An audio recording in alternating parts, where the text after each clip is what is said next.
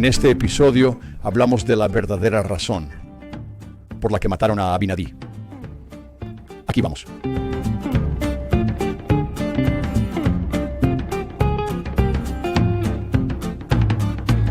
El asunto aquí es cómo se interpreta Isaías 52, 7 al 10 acerca de Jehová y la doctrina de Cristo que desciende a la imagen del hombre naciendo de María y humillándose ante todos. Ese es el problema. Eso interpreta él en Isaías. Por eso va directo a esto, ahora mismo, tal como dijo Limhi. No se dirige a algo que diga, les traigo buenas nuevas aunque se crean un buen pueblo. Eso no es lo que sucede. Eso simplemente no es lo que está pasando. Esto es sobre tu Dios reina en 52, 7 al 10. Esto es sobre Jehová reinando como rey, tal vez en el milenio, en Sión. Y esto habla de Noé aquí, quien es el rey, y cómo reina, comparado con cómo el rey Benjamín reina, y cómo todo está bajo el nombre de Jesucristo. ¿Qué nombre tienen? Esto es sobre la profecía del Mesías, el Salvador del mundo. Y luego, justo desde el 52, 7 al 10, en Isaías, Abinadí continuará con las palabras del capítulo 53. Y aquí obtenemos la noción del siervo, uno de los cantos del siervo. Este es el siervo sufriente. Esto es fundamental de entender. Recuerden al rey Benjamín. Él, en esencia, a través de su servicio como siervo, es un siervo sufriente. Él es el siervo.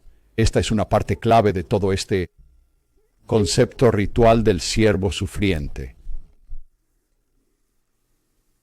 O simplemente del siervo de Dios. Recuerden, cuando Juan el Bautista presenta a Jesucristo, lo presenta como el Cordero de Dios, en arameo, el idioma de Juan el Bautista y de Jesucristo. La palabra talia en arameo significa Cordero y también siervo. Podría estar presentándolo allí, no solo como el Cordero de Dios, como pensamos en Cordero, sino como el siervo de Dios.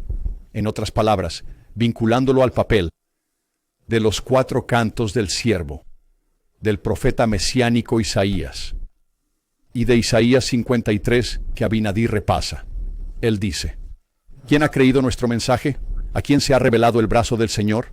Porque crecerá como planta tierna y como raíz de tierra seca, despreciado y rechazado, varón de dolores, experimentado en quebranto, y como que escondimos de él el rostro. Fue menospreciado, no lo estimamos. Piensen en el ritual, ¿verdad? Si esto es algo que empezó con Isaías, o tal vez existía antes. Yo diría que antes. Algo así. Es lenguaje ritualista. Y esto podría ser un drama. Y esto podría ser un drama. Y esto es algo que se entiende como parte de la doctrina de Cristo. Y que tal vez se realizaba en la fiesta de los tabernáculos, cuando el rey era recoronado o se coronaba a un nuevo rey. Ciertamente él cargó con nuestras penas y llevó nuestros dolores. Aún así, lo consideramos azotado, herido por Dios y afligido. Mas él fue herido por nuestras rebeliones, molido por nuestros pecados. El castigo de nuestra paz fue sobre él, y por sus heridas fuimos sanados. O sea, habla de que lo azotan, ¿verdad? Es exactamente lo que pasa. Él es flagelado, con látigo. Y dice, hablando de todos los que hemos caído, cada uno de nosotros, todos como ovejas, nos perdimos. Cada uno se volvió a su propio camino. Y el Señor cargó en él las iniquidades de todos nosotros. Es el Redentor. Este es Jesucristo. Este es un rol que un rey jugaría tal vez en este ritual. Esto es lo que el rey Benjamín estaba interpretando, me parece a mí. en su ceremonia de coronación con Mosía en la fiesta de los tabernáculos. Y de nuevo, esto es a lo que Abinadí va directamente, ¿verdad? Es decir, toma Isaías 52, 7 al 10, y va más allá al capítulo 53 para explicarlo y responderles. ¿Y qué significa para él? ¿Qué es esto? Él habla de el Redentor, habla de Jesucristo. Eso es. Oprimido y afligido. Y no abrió su boca. Como cordero fue llevado al matadero. Y como oveja ante sus trasquiladores, no abrió su boca. De la cárcel y juicio fue quitado. ¿Y quién contará su generación? Porque fue cortado de la tierra de los vivientes. Por la transgresión de mi pueblo fue herido. Y al final aquí, en el versículo 12 que tenemos en Mosía 14, derramó su vida hasta la muerte, y fue contado con los pecadores. Piensen en los 2 hombres que estaban a su lado cuando fue crucificado. O, ¿saben? Piensen solo en él atravesando todas las transgresiones en Getsemaní. Y cargó con los pecados de muchos, e intercedió por los transgresores. ¿Verdad? Este es Jesucristo. Eso es a lo que Abinadí va inmediatamente. Oigan, no están enseñando la ley de Moisés como debería enseñarse. La ley de Moisés no los salva, ¿verdad? Por sí misma. Déjenme decirles de qué trata el 52, 7 al 10. Y va directo al capítulo 53 de Isaías, con el siervo sufriente. Bien, continúa aquí, exponiendo sobre el papel de Cristo y quién es Él. Y tratando de enseñar esta doctrina a esta gente que ha rechazado por completo a Jesucristo y la ley superior. Y recuerden de nuevo, muy rápido, volviendo a Mosías 7, en palabras de Limhi, el hijo del rey Noé. Él dice esto en el versículo 27, hablando del profeta asesinado. Y porque dijo que Cristo era Dios, el Padre de todas las cosas. ¿Cierto? Entonces, esto es lo que Abinadí va a tratar. Otro problema para ellos. En otras palabras, el ungido. El que iba a ser el Salvador es en realidad Dios. No un Mesías político, ni nadie más. Obtenemos un punto interesante sobre la doctrina, sobre cómo Cristo es tanto el Padre como el Hijo. Esta es una doctrina muy diferente a la Trinidad, por ejemplo, ¿verdad? Estos son roles. Ya saben cómo hablamos de cómo en el drama del templo la gente puede asumir distintos roles o títulos en una ceremonia, en una procesión real y en una coronación. Hay títulos que se otorgan. Bueno, uno de los títulos que se da a Jesucristo e incluso a Jehová es el Padre. Y presten mucha atención al lenguaje de Abinadí. Este es el capítulo 15, versículo 1. Él dice, quisiera que entendáis que Dios mismo descenderá entre los hijos de los hombres y redimirá a su pueblo. Él sabe que eso es lo que ellos no creen. Esto es lo que causa que lo maten aquí. ¿Verdad? Se nos dice en el capítulo 7, en Mosías 7. Esto es todo. Él está diciendo que Dios es el Mesías.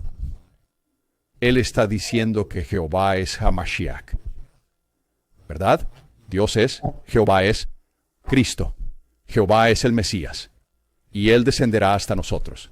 Déjenme repetirlo. Quisiera que comprendáis que Dios mismo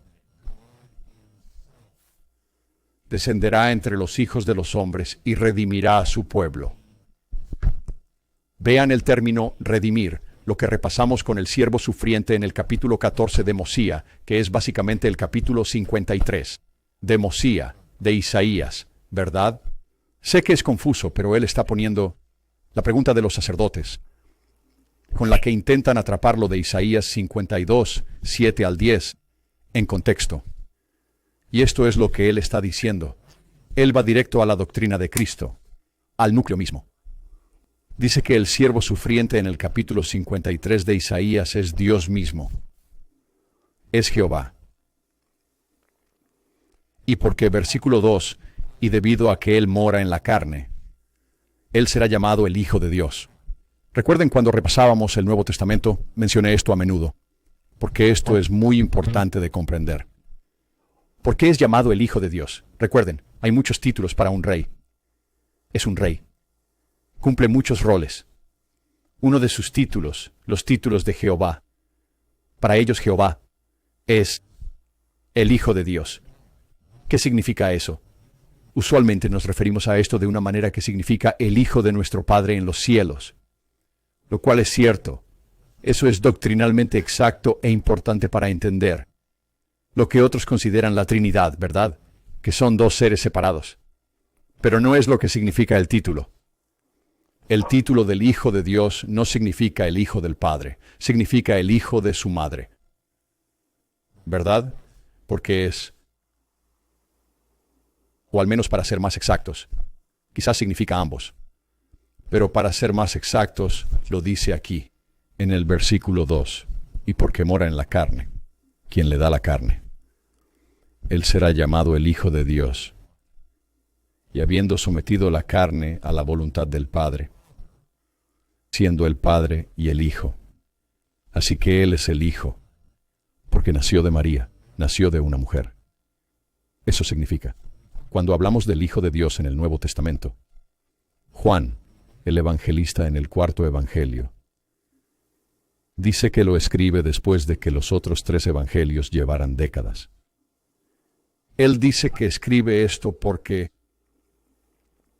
quiere que todos sepan que Jesucristo es el Hijo de Dios específicamente. En otras palabras, esa es la doctrina. Que Él desciende hasta nosotros, nace y toma nuestra imagen de lo que somos.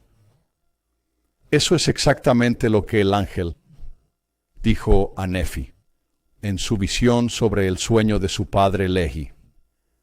En cuanto pregunta qué es el árbol, lo cual para mí, no hay duda de que es la doctrina de Cristo. Eso representa el árbol de la vida. Y al preguntar sobre el árbol, el ángel comienza a hablar sobre la condescendencia de Dios. ¿Saben qué es la condescendencia de Dios? Y luego lleva a Nefi en visión a Nazaret, a María. ¿Verdad? Porque esa es la doctrina. ¿Verdad? Y como vemos con Limhi en el capítulo 7 de Mosía, hay 2 cosas sucediendo aquí.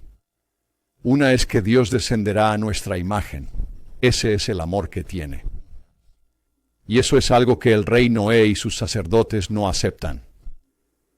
Y luego la segunda parte de eso es que estamos a la imagen de Dios, para que podamos llegar a ser como Él. Esas 2 cosas son eliminadas aquí para el rey Noé y sus sacerdotes. Si vuelven a hace 2 semanas y escuchan la segunda parte del discurso del rey Benjamín en el podcast que hice, verán dónde esos 2 puntos podrían estar un poco más lejos. Repasando el capítulo 3 de Mosía, creo que el título de la miniatura es Mosía Mesías. Y si vuelven a mirar ese capítulo de la doctrina de Cristo en Mosía 3, repasamos esas 2 cosas. Luego más tarde hablamos de llegar a ser. Y esa es la segunda mitad de esa porción de la doctrina de Cristo. Ahora hoy, en gran parte del cristianismo, aceptan que Dios descendió y se encarnó, ¿verdad? Eso está ahí, pero la segunda mitad no. Que estamos a la imagen de Dios. Y esa imagen de Dios no solo significa para los santos de los últimos días. A menudo lo vemos como, nos parecemos a Él, somos como Él. Que lo usamos como una manera de hablar sobre la naturaleza de Dios, que tiene un cuerpo físico. Pero va más allá de eso.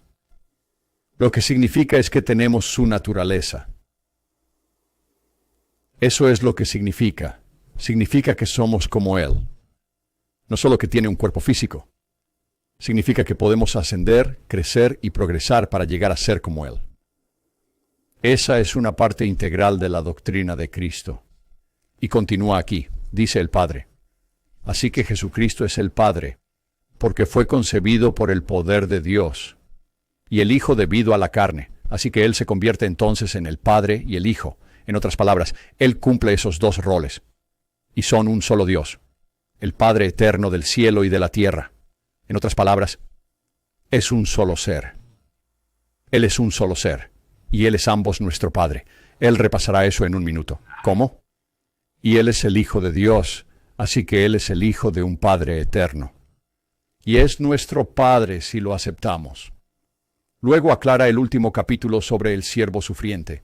Dice, y así la carne volviéndose sujeta al Espíritu, o el Hijo al Padre, siendo un solo Dios, sufre la tentación y no cede ante la tentación. Eso se ve un poco en la teología. ¿Jesucristo experimentó realmente la tentación? Sin duda. Claro, Él sintió tentación.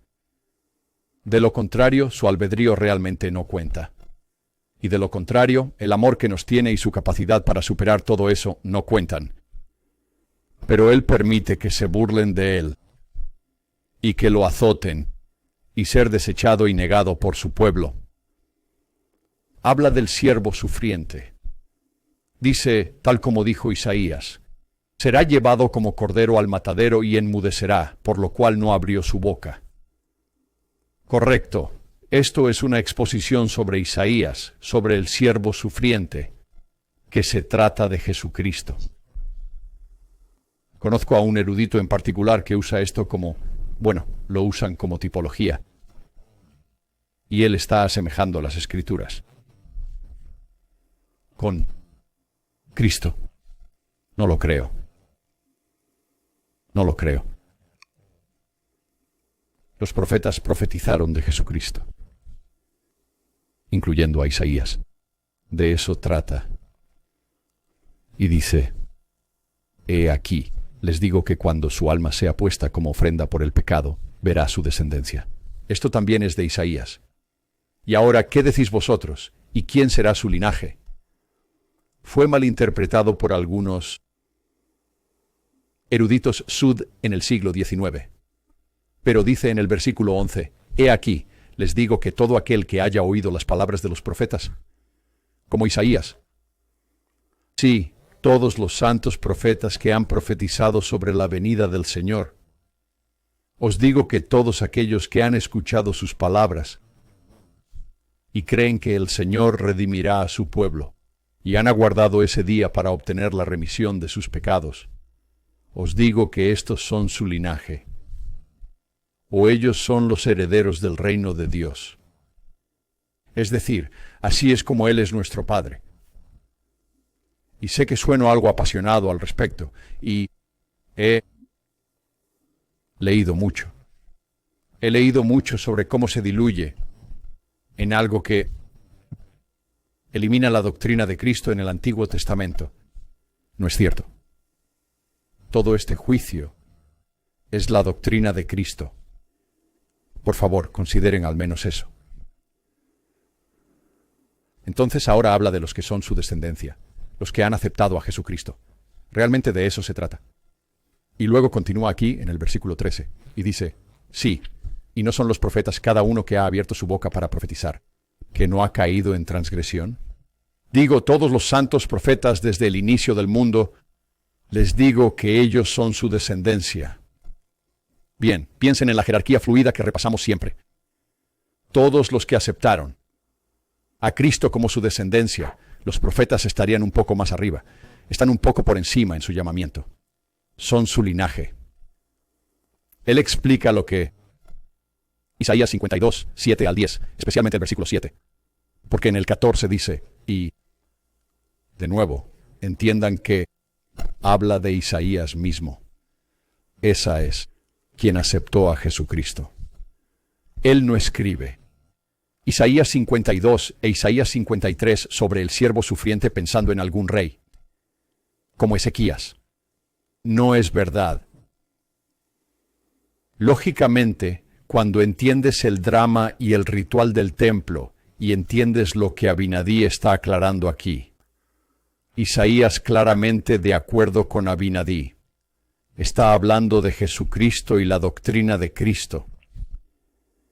Y dice que Isaías 52, 7 al 10 es Jesucristo y el siervo sufriente del capítulo 53 es Jesucristo. Luego entra en el versículo 7 de 52, 7 al 10, y dice: sobre los profetas o sobre todos los que son el linaje de Jesucristo. Él dice: y estos son quienes han publicado la paz, que trajeron buenas nuevas de bien, que publicaron la salvación, y dicho a Sión: tu Dios reina. Bien, obtenemos la primera interpretación, la primera idea de quienes publican la paz. Dice esto tras hablar de los profetas. Es difícil saber si habla solo de ellos o de todas las personas que han aceptado a Cristo. Digamos por ahora, porque vamos a avanzar un poco más aquí, que son solo los profetas. ¿Verdad? Un ejemplo de los que publican la paz. Esta idea entera de Jesucristo como Padre y nosotros su linaje se está uniendo aquí para toda esta interpretación que da de Isaías. Así llega a esto. Por eso Lim Hee habla de esto. Porque Jesucristo o el Mesías como el Padre, como Dios, ¿verdad? Es como entra en Isaías 52, 7 al 10. Al menos en Mosía 15. Por cierto, Benjamín también habla de esto. El rey Benjamín en el capítulo 3. Y él continúa: así que estos son los que traen buenas nuevas. Recuerden que las buenas nuevas o la buena noticia es Mabashar o Mabashar, ¿verdad? Lo cual es Jesucristo. La buena noticia es lo que luego se toma en inglés antiguo y se le dan las palabras Godspell o Goodspell o buenas noticias. De eso trata el Evangelio. Cuando hablan de buenas nuevas, lo repiten 2 veces. Están hablando de la buena noticia de que Jesucristo viene a la tierra y toma nuestros pecados. Eso significan las buenas nuevas. Es la palabra hebrea para Evangelio, es Bashar o Bashar. Mi hebreo no es lo suficientemente bueno para saberlo. Los veo en 2 variaciones al menos. Pero ese es el hebreo en Isaías 52, 7. Cuán hermosos sobre los montes fueron sus pies. Recuerden, hablamos de esto hace poco, sobre cómo se vería esto y comparándolo con el Sinaí y el lugar santísimo con el trono y el estrado de los pies del arca de la alianza. Es sobre un rey, ¿verdad? Se trata de Melquisedec. El rey de Melquisedec, el rey de justicia. Y de nuevo, cuán hermosos sobre los montes son los pies de los que publican la paz. Y de nuevo, cuán hermosos sobre los montes son los pies de los que publicarán la paz, desde ahora y para siempre. Y luego dice y relaciona esto con Jesucristo mismo, como quien publica la paz, lo que lo mostraría como un Melquisedec. Así que, hasta ahora podemos. Mira a aquellos que proclaman la paz como un rol de Melquisedec. ¿Verdad? Los profetas tendrían el sacerdocio de Melquisedec. Y el rey es el rey de la justicia, tal vez también con el sacerdocio de Melquisedec, incluyendo los reyes de David. Así que dice, mira, esto no es todo. Oh, qué hermosos son sobre los montes los pies de aquel que trae buenas nuevas, que trae el Evangelio, las buenas nuevas, Jesucristo. Aquel es el verdadero fundador de la paz. Así que Jehová mismo, sí, hasta el Señor que ha redimido a su propio pueblo. Sí, aquel que ha otorgado la salvación a su pueblo. Así que parece que podemos ver esto en una dualidad. Que la gente de los rollos del Mar Muerto, los esenios, ¿verdad? La gente de Qumrán, que mientras aguardan a su nuevo Melquisedec, e interpretaron Isaías 52, 7 al 10, pensando en Melquisedec, que buscan al Mesías, el nuevo Melquisedec que vendrá. Pero es también un título y un rol que se llena, que quizás podríamos decir, es ocupado también por los profetas, y quizás por todos los que aceptan a Cristo, y tal vez signifique los que van al templo, no lo sé. No, pero hay algo ahí sobre un nivel de quienes aceptan a Cristo, los profetas y Jesucristo mismo en un rol de Melquisedec. ¿Cierto? Aquel que reina en Sión.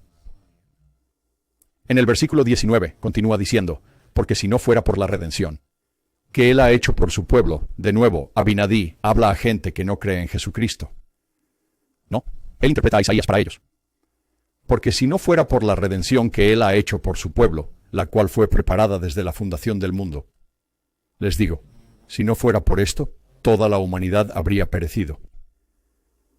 En otras palabras, la ley de Moisés es grandiosa aunque no la cumplan, pero no es lo que salva. Todos perecerán solo con la ley de Moisés. No pueden tenerla sola.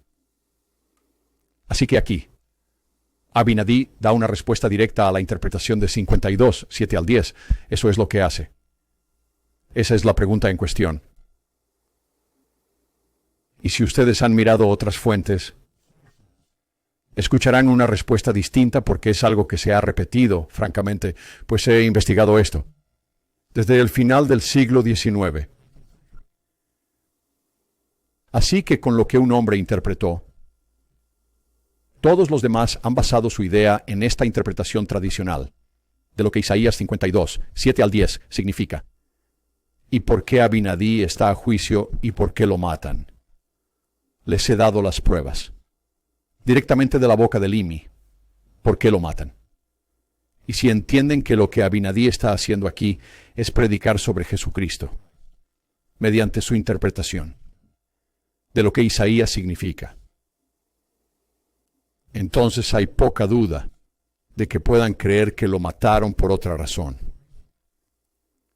Y continúa con su doctrina de Cristo, pero he aquí, las ataduras de la muerte se romperán, y el Hijo reina. ¿No? Así que, el Hijo reina. Recuerden eso en 52, 7 al 10. Al final del versículo 7 dice, aquellos que proclaman la salvación. Dice sobre los pies sobre la montaña de aquellos que son el que trae buenas nuevas. Del que trae buenas nuevas. Y que dice, a Sión, tu Dios reina. No. Así que obtenemos un vínculo con esa frase aquí, en el versículo 20 de Mosía 15. Pero he aquí, las ataduras de la muerte serán rotas, y el Hijo reina. En otras palabras, de eso es de lo que trata. El que bajó por debajo de todos. Aquel que bajó, el Dios que descendió a la tierra a la imagen del hombre. Y por lo tanto, y esto es un entendimiento, una doctrina, antes del tiempo de Jesucristo, ¿verdad? Él dice, y el que tiene poder sobre los muertos, por tanto Él realiza la resurrección de los muertos. Así que todo esto es algo entendido. Se imaginaría, también por Isaías, y todos los profetas anteriormente. Incluso entra en una primera resurrección aquí. Y hablando también sobre aquellos que son llamados en esa primera resurrección, aquellos que son la descendencia de Jesucristo. Y aquí él usa la palabra, por cierto, tal como otros lo han hecho aquí en el libro de Mormón. Él usa la palabra Cristo. Lo está haciendo, como diría Nefi, muy claro. Muy claro.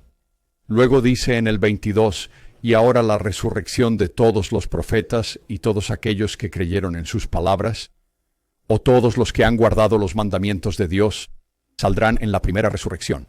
Por tanto, ellos son la primera resurrección. ¿No? Así que obtenemos esta idea de nuevo aquí de roles y una jerarquía fluida. ¿No? Donde tenemos a todas las personas que son la simiente que acepta a Cristo. Y los profetas son su descendencia. Y luego, por supuesto, tienes a Jesucristo mismo. ¿No? Los tres niveles son aquellos que han publicado la paz y que siguen publicando la paz, y cuyos pies están en el monte. Y otra vez, en esos términos, pensamos en un rol de Melquisedec. Incluso para las personas, no solo para los profetas. Y luego sigue y expone todo esto mientras ha pasado por la interpretación de Isaías y la doctrina de Cristo, diciendo que la justicia no puede ser rechazada. ¿No? La justicia tiene que estar ahí. Por eso tiene que haber un redentor. Y que vendrá el tiempo en que la salvación del Señor será declarada a toda nación, tribu, lengua y pueblo. Recuerden con los gentiles, esto es un sacerdocio de Melquisedec. Una ley más alta. Referencia. Y al predicar a todos los gentiles y a todos los de cada nación, él vuelve a 52, 7 al 10, y dice, Sí, Señor, tus atalayas alzarán su voz. Con la voz juntos, ellos cantarán, porque verán ojo a ojo. Piensen en el nuevo pacto de Jeremías, cuando el Señor traiga de vuelta a Sión. Él está entrelazando todo esto aquí. Y luego termina con 9 y 10. Prorrumpid en alegría, cantad juntos, lugares desolados de Jerusalén, porque el Señor ha consolado a su pueblo. Él ha redimido a Jerusalén. Es como un quiasmo. Él lo está cerrando aquí al final. El Señor ha desnudado su santo brazo ante los ojos de todas las naciones. Y todos los confines de la tierra verán la salvación de nuestro Dios, porque se predicará a todos, de todos los que son simiente de Jesucristo y de los profetas. Así que vemos aquí este hermoso tejido en respuesta a la pregunta capciosa de los sacerdotes. Abinadí sabe que esto le traerá problemas, pero va y les predica la doctrina de Cristo de todos modos. En respuesta a la pregunta, ¿de qué dice Isaías 52, 7 al 10?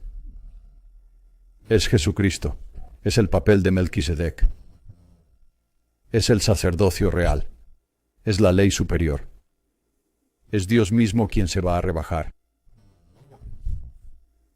a nosotros, lo cual a su vez nos permite ascender hacia Él.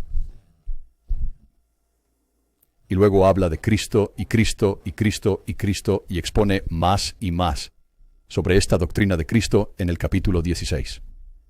Y si no hubiera redención, nosotros como enemigos de Dios no tendríamos oportunidad. Todos pereceríamos si Cristo no hubiera venido al mundo, hablando de cosas futuras como si ya hubieran ocurrido. No habría habido redención. Mosía 16, 6. Habla como si Cristo ya hubiera venido, aunque no lo ha hecho. Recuerden, según el resumen, estamos cerca del 148 a.C. Y versículo 7. Y si Cristo no hubiera resucitado o roto las ligaduras de la muerte, que la tumba no tuviera victoria, y que la muerte no tuviera aguijón, no habría habido resurrección. ¿De qué trata esto? Es claro. La muerte es absorbida en Cristo. Él es la luz y la vida del mundo. Podría ser una referencia a la menorá. De hecho, dice aquí, lo cual es muy interesante, la menorá en el segundo templo. Sabemos específicamente, quizás en el primer templo también, pero la menorá en el segundo templo nunca podías dejar que la luz se apagara. De eso trata Hanukkah, ¿verdad? Permanece encendida mientras están en guerra, por 8 días. Dice en el versículo 9, Él es la luz y vida del mundo. Es una luz infinita que nunca puede ser oscurecida. ¿Verdad? La menorá no puede apagarse. Sí, y también una vida que es infinita, que no puede haber más muerte. Luego dice, mira, necesitas arrepentirte, ¿verdad? No temblar y arrepentirse de sus pecados. Y recuerden que solo en y a través de Cristo pueden ser salvos. Toda esta idea de solo la ley de Moisés es tontería, ¿verdad? Por lo tanto, si enseñan la ley de Moisés, enseñen también que es una sombra de las cosas que han de venir. Enséñenles que la redención viene por Cristo el Señor, quien es el mismo Padre eterno. Eso dijo Limi. Y la comprensión, creo, allí para el rey Noé y sus sacerdotes es que Él es Dios. ¿Verdad? El Dios del Antiguo Testamento, Jehová. Ese es su problema. Después de terminar todo esto, ¿verdad? Y de nuevo, ¿de qué trata todo esto? De nuevo, ¿no ves cosas aquí sobre el nacionalismo? Eso es algo que se lee mucho en la erudición sud. Esto trata sobre un fervor nacionalista, con el rey Noé y sus sacerdotes, y que sienten que son el pueblo del convenio. No digo que eso no exista. Es algo muy fácil de tener, y en lo que apoyarse, cuando dejas una ley superior. Pero ese no es el punto, ¿verdad? No es de lo que Abinadí está predicando. La pregunta es sobre Isaías 52, 7 al 10. Toda la respuesta aquí es sobre Jesucristo. Así que lo llevan para matarlo, pero hay uno entre ellos que es Alma, ¿verdad? Uno de los sacerdotes. Él huye, sale, porque cree lo que Abinadí ha dicho. Y lo ponen en prisión. Abinadí. Y de nuevo obtenemos que estuvo en prisión por 3 días. Hay algo. No sé si es imaginería de Mormón, o imaginería de alma. Pero está dentro por 3 días, justo como Jonás, ¿verdad? O igual que Cristo, cuando es bajado de la cruz y luego resucita al 3er día. Pero hay imaginería similar aquí. Ellos entienden todo lo que va a suceder con Jesucristo. Muy fácilmente podría ser una profética alusión al Salvador. Y dice aquí, recuerden que el Salvador también fue juzgado, y era sobre blasfemia. Y luego el rey Noé dice, Abinadí, hemos encontrado una acusación contra ti, y eres digno de muerte. Lo condenan a muerte porque predicó que Dios nacería de una mujer, que tenía tanto amor por nosotros que se rebajaría bajo nosotros, y que tendríamos la oportunidad de ser como Él. Y lo dice justo aquí en el versículo 8. Porque tú has dicho que Dios mismo debería descender entre los hijos de los hombres, y ahora por esta causa serás condenado a muerte, a menos que quieras retractarte de todas las palabras que has hablado mal sobre mí y mi pueblo. ¿Por qué? Por eso lo están matando. Lo dicen una y otra vez. De nuevo, la razón por la que me apasiona esto, he leído demasiadas veces a gente diciendo que es una razón diferente. No podemos perder de vista la doctrina de Cristo. No podemos. Este es el núcleo de lo que escribe Mormón, fuera de la visita de Cristo. Así que Abinadí dice, no voy a retractarme de nada. Y lo toman y azotan su piel. ¿Verdad? Azotan su piel. ¿Quién más es azotado? Cristo es azotado con un látigo. ¿Verdad? Él es azotado, dice aquí, con haces o ramas, hasta la muerte. Hay una pregunta sobre cómo murió realmente. Existe la idea de que fue asesinado, ejecutado por fuego en una estaca. Lo cual es muy posible. Eso todavía podría ser lo que eso significa, ¿verdad? La base de lo que está debajo de él podría ser un montón de ramas, un montón de ramas que prenden fuego y eso lo azota. Entonces las ramas lo azotan, ¿verdad? Pero otros tienen una más literal traducción de eso donde han tomado las ramas y las usan. Y ya están en llamas y lo golpean, lo azotan con eso y tal como lo harías con un látigo, por así decirlo, y lo golpean. Lo cual es posible, pero no creo que sea la única interpretación. Y dice, mientras esto sucede, que lo que sea que le esté pasando, también les sucederá a ellos. Es decir, mientras sufre los dolores de la muerte por fuego. Pues él cree firmemente en la salvación de el Señor su Dios, cree en la doctrina de Cristo, en que el Mesías es Dios, y que en ese día serán cazados y tomados por sus enemigos, y sufrirán como yo sufro los dolores de la muerte, por fuego. Y termina en el versículo 20, este sermón tan grandioso, al responder e interpretar a Isaías, y aclarando a Isaías.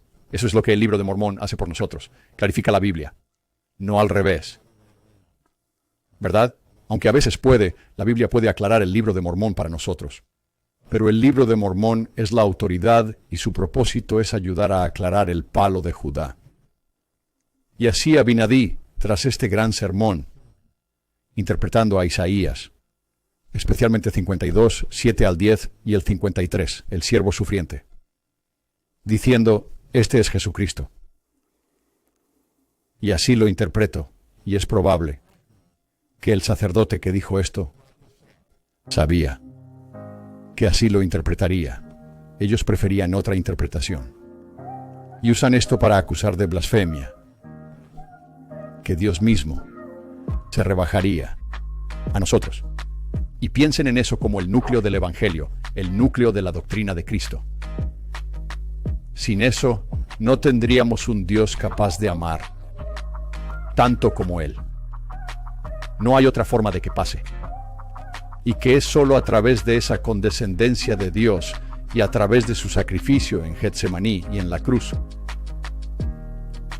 que podemos tener salvación, que la ley menor por sí misma, nuestras obras, nuestra obediencia, nuestras oraciones, son vitales, pero solas.